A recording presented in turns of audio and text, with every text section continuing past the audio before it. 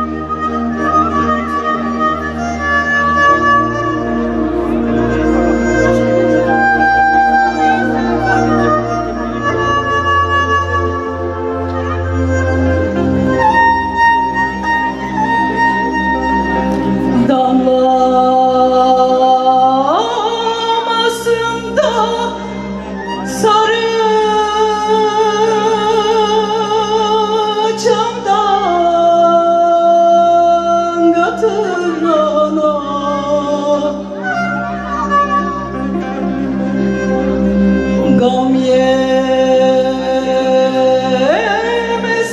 de salasında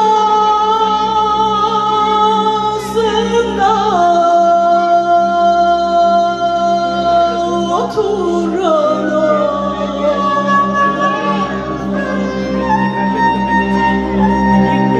Kötü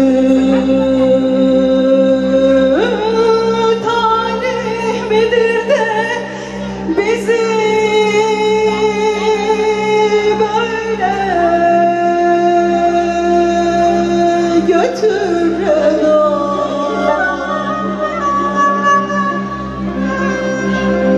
Bilmem talih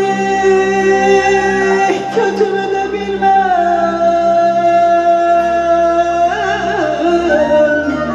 ben kötü.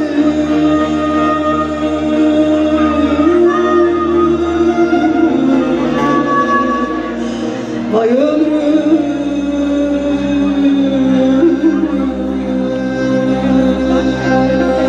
ah.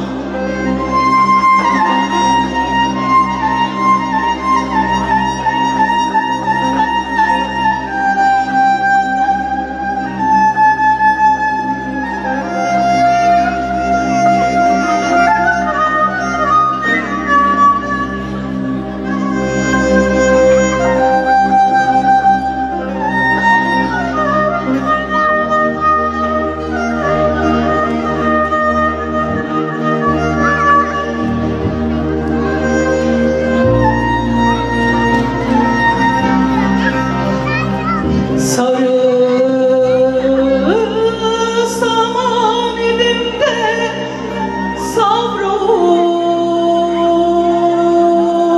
savrulamadım ah.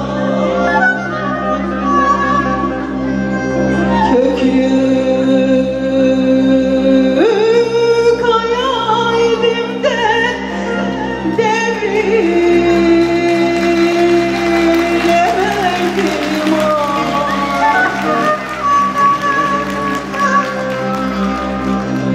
Sılam kötüymüş de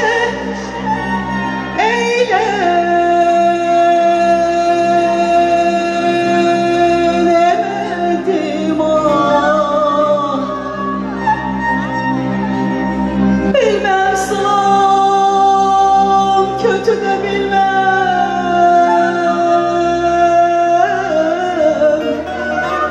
ben kötü.